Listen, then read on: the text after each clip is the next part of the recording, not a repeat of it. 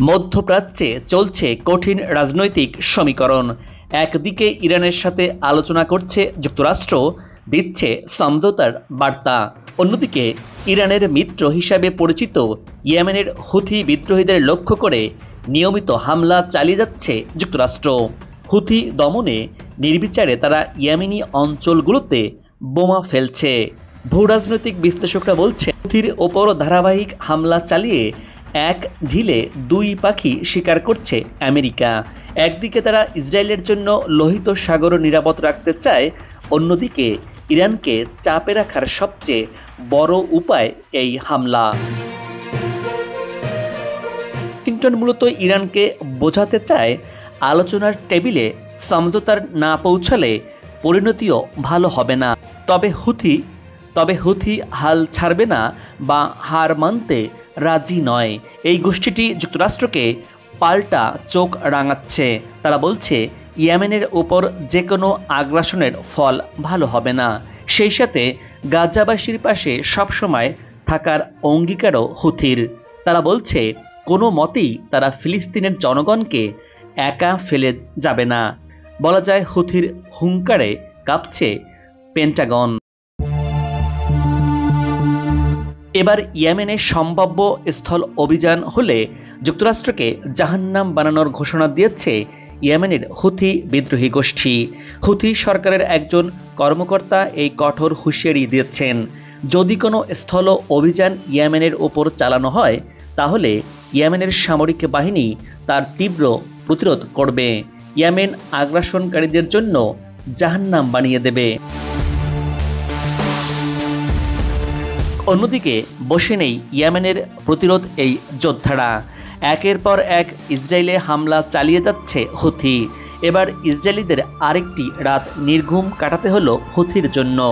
এবার ইসরায়েলের সৌদাত মিসা বিমানঘাঁটি আর বেনগুরিয়ান বিমানবন্দরে হামলা চালিয়েছে ইয়েমেনের হুথি বিদ্রোহী গোষ্ঠী। সৌদাত মিসা বিমানঘাঁটি পরমাণু বোমা বহনে সক্ষম, যেখানে জেরিকো মিসাইলের মজুদ আছে। আর এই খবর প্রকাশ করেছে ইসরায়েলের প্রভাবশালী সংবাদ মাধ্যম টাইমস অফ ইসরায়েল। ইসরায়েলের আইডিএফ জানিয়েছে, হুথিদের কেবল একটি ক্ষেপণাস্ত্র ইসরায়েলে পৌঁছালে এটি বিমান প্রতিরক্ষা ব্যবস্থা দ্বারা সফলভাবে প্রতিহত করে ভূপাতিত করা হয়েছে। দ্বিতীয়টি সম্ভবত ব্যর্থ হয়েছে। সাম্প্রতিক অন্যান্য অসংখ্য হুথি হামলার মতো এই মিসাইলটি ব্যর্থ হয়েছে। অন্যদিকে ইসরায়েলের আরেক সংবাদ মাধ্যম জেরুজালেম পোস্ট বলছে, হুথির ছোড়া এসব মিসাইল ঠেকাতে ইসরায়েলের সামরিক বাহিনী অ্যারো ও আমেরিকান থার্ড ক্ষেপণাস্ত্র ব্যবহার করা হয়েছে। আর ব্রিটিশ সংবাদ মাধ্যম রয়টার্স বলছে, মিসাইলের ধ্বংসাবেশ পশ্চিম তীরের হেব্রন এলাকায় গিয়ে পড়েছে। হুথিরা আরও দাবি করেছে, তারা ড্রোন দিয়ে আশকেলন এলাকায় ইসরায়েলি শত্রুদের গুরুত্বপূর্ণ লক্ষ্যবস্তু লক্ষ্য করে হামলাও চালিয়েছে। গতদিনে ইয়েমেন থেকে ইসরায়েলে ড্রোন পৌঁছানোর কোনো খবর পায়নি, এমনটাই বলছে ইসরায়েল। এবার যুদ্ধের জন্য নতুন অস্ত্র তৈরির ঘোষণা দিয়েছে ইরান, যার ফলে রণকৌশলে আরও শক্তিশালী হবে দেশটি। এর আগে 4টি ভূগর্ভস্থ বা মাটির নিচে ক্ষেপণাস্ত্র সিটি উন্মোচন করে দেশটির সর্বোচ্চ প্রতিরক্ষা বাহিনী IRGC, যেখানে নতুন প্রজন্মের লক্ষাধিক ব্যালিস্টিক ক্ষেপণাস্ত্র প্রস্তুত রয়েছে যুদ্ধের ময়দান ব্যবহার করার জন্য। এদিকে ইসরায়েলের বিরুদ্ধে হামলা চালাতে অপারেশন ট্রু প্রমিস 3 পরিচালনা সিদ্ধান্ত বাতিল করেনি ইরান। খামেনি বলছে, সময় হলেই এই অভিযান পরিচালনা করবে ইরান। অন্যদিকে নিজেদের শাসন ব্যবস্থা আরও শক্তিশালী করতে আরেকটি রণতরী এনেছে যুক্তরাষ্ট্র। আর এ কারণেই থমথমে পরিস্থিতি বিরাজ করছে পুরো মধ্যপ্রাচ্য জুড়ে। পারমাণবিক ইস্যুতে সমঝোতায় না এলে ইরানে হামলার কথা ঘোষণা দিয়েছেন মার্কিন প্রেসিডেন্ট ডোনাল্ড ট্রাম্প। এমনকি মধ্যপ্রাচ্যে USS কালভিনসন নামে আরেকটি বিমানবাহী মার্কিন রণতরী পাঠানোর কথা বলেছিলেন মার্কিন প্রতিরক্ষা দপ্তর পেন্টাগন। ইয়েমেনে চলমান হুথি বিদ্রোহীদের দমন করতে লোহিত সাগরে নিযুক্ত যুক্তরাষ্ট্রের রণতরী ইউএসএস হ্যারি এস ট্রুম্যানের সাথে যোগ দিয়েছে নতুন এই ইউএসএস কালভিনসন নামে আরেকটি বিমানবাহী রণতরী, যার ফলে এই অঞ্চলে মার্কিন সামরিক বাহিনী আরও শক্তি অর্জন করল। এরই মধ্যে ইরানের নতুন পঙ্খিরাজ হাজির হয়েছে। মরুভূমির অন্ধকারে এক পুরনো যোদ্ধা আবার জেগে উঠেছে ভয়ঙ্কর এবং সশস্ত্র রূপে। এটি ইরানের গোপন একটি অস্ত্র। এটি পুনরুজ্জীবিত মিরাজ F-1। ফ্রান্সের তৈরি এই যুদ্ধ বিমানগুলো একসময় আকাশ দাপিয়ে বেড়াত। সময়ের সাথে সাথে এদের অবসর নেওয়ার কথা ছিল, কিন্তু ইরান এদের নতুন জীবন দিয়েছে। দৈবক্রমে পাওয়া 24টি যুদ্ধ বিমান ইরান নতুন করে জীবন দিয়েছে। বর্তমানে ইরানের সামরিক শক্তিতে নতুন এই যুদ্ধ বিমান যোগ করেছে এক নতুন শক্তি, যার নাম মিরাজ F-1 যুদ্ধ বিমান। এরই মধ্যে ইরানের সশস্ত্র বাহিনীর প্রতিরোধ ক্ষমতা এবং প্রতিরক্ষা শক্তি আগের যে কোনো সময়ের থেকে শক্তিশালী হয়েছে। এরই মধ্যে ইরানের সশস্ত্র বাহিনীর প্রতিরোধ ক্ষমতা এবং প্রতিরক্ষা শক্তি আগের যে কোনো সময়ের চেয়ে শক্তিশালী হয়েছে।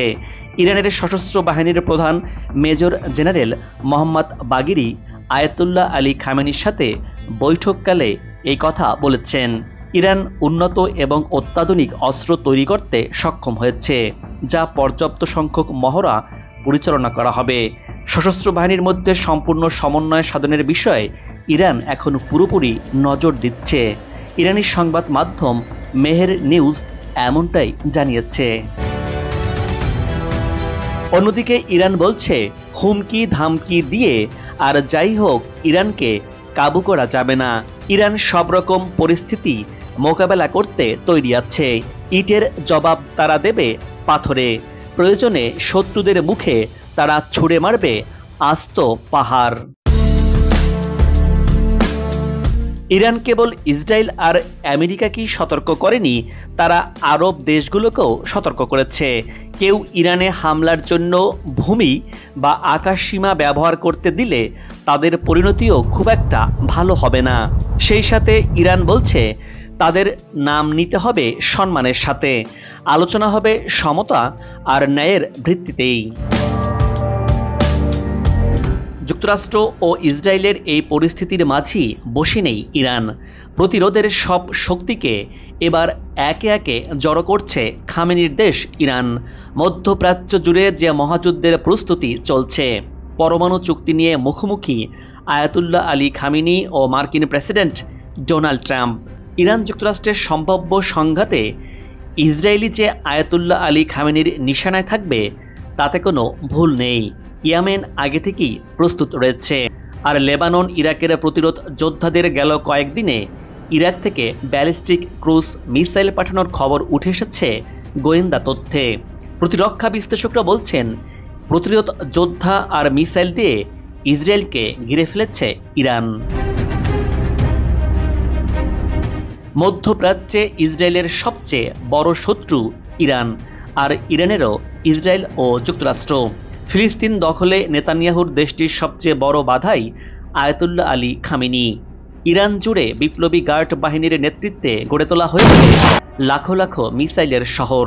তবে শুধু একা ইরান নয়, ইসরায়েলকে দমনে আয়াতুল্লাহ আলী খামেনি মধ্যপ্রাচ্যের দেশগুলোতে গড়ে তুলেছেন ইসলামী প্রতিরোধ অক্ষ। ইরাক ফিলিস্তিন জুড়ে থাকা লাখো লাখো সেনাদের এই অক্ষের নেতৃত্বে রয়েছেন আয়াতুল্লাহ আলী খামেনি। মধ্যপ্রাচ্যে ট্রাম্প আর ইরানের মধ্যে যে উত্তেজনার পারদ যেভাবে চলছে, তাতে যে কোনো সময় শুরু হতে পারে এক মহাযুদ্ধ, যে যুদ্ধে ধুলোয় পুরো মিশতে পারে মধ্যপ্রাচ্য। কারণ এবার যুদ্ধে গোলা বারুদে সীমাবদ্ধ থাকছে না, এবার প্রদর্শনী হবে পরমাণু অস্ত্রের। সেই হুমকি দিচ্ছেন ডোনাল্ড ট্রাম্প। আলোচনা ব্যর্থ হলে এবার ইরান মহা বিপদের মুখে পড়বে। এর জবাবে ইরানও বলছে, বর্তমান ইরান এখন আর ভয় পায় না এবং বুক চেতিয়ে দিতে পারে চরম প্রতিশোধ। ইরান মাঝে মধ্যে যা প্রকাশ্যে আনছে তাতে ইরানের কথায় গুরুত্ব না দিয়ে উপায় নেই পশ্চিমাদের। ইরানের পাহাড়ের নিচে শত শত মিসাইল সিটি গড়ে ইরানকে আর হালকা চোখে দেখার কোনো সুযোগ নেই। আপোষে যাবে না ইরান, পরমাণু বোমা আসছেই। যতই আলোচনার কথা বলা হোক না কেন, পারমাণবিক কর্মসূচি নিয়ে কোনো ধরনের আপোষ করবে না ইরান। ইরান তার পারমাণবিক সাফল্য থেকে একদম পিছু হটবে না। মার্কিন হুমকি ধামকি প্রত্যাখ্যান করেই পারমাণবিক কর্মসূচি চালিয়ে যাবি পারস্য উপসাগরের এই দেশটি ইরান। বর্তমানে ইরান ও যুক্তরাষ্ট্রের মধ্যে উত্তেজনা তুঙ্গে। মার্কিন প্রেসিডেন্ট ডোনাল্ড ট্রাম্প এবং তার প্রতিরক্ষা মন্ত্রী ইরানের বিরুদ্ধে সামরিক অবস্থান আরও শক্তিশালী করার চেষ্টা করছে। এর মধ্যে মার্কিন বিমান বাহিনী ভারত মহাসাগরে অত্যাধুনিক B-2 বোমারু বিমান সহ অন্যান্য যুদ্ধ বিমান এরই মধ্যে পাঠিয়েছে। এই বিমানগুলো দিয়াগো গার্সিয়া দ্বীপে পার করা হয়েছে। এর মাধ্যমে মার্কিন বাহিনী ইরানকে একটি কঠিন সামরিক বার্তা দিয়েছে। তবে ইরানও পিছিয়ে নেই। মার্কিন ঘাঁটিগুলোর জন্য ইরান ভয়ঙ্কর ক্ষেপণাস্ত্র ও ড্রোন প্রস্তুত রেখেছে। বিশেষ করে শাহেদ কামিকাজে ড্রোন ও খোররাম ক্ষেপণাস্ত্রের মাধ্যমে মার্কিন ঘাঁটিগুলোকে লক্ষ্য বস্তুতে পরিণত করেছে। এই অত্যাধুনিক প্রযুক্তির মাধ্যমে ইরান তার প্রতিপক্ষের উপর আক্রমণ করার জন্য প্রস্তুত রয়েছে। এসব অস্ত্র নিখুঁতভাবে নির্দিষ্ট বস্তুতে আঘাত হানতে সক্ষম। আবার এসব অস্ত্রে সর্বাধুনিক AI প্রযুক্তিও ব্যবহার করেছে ইরান।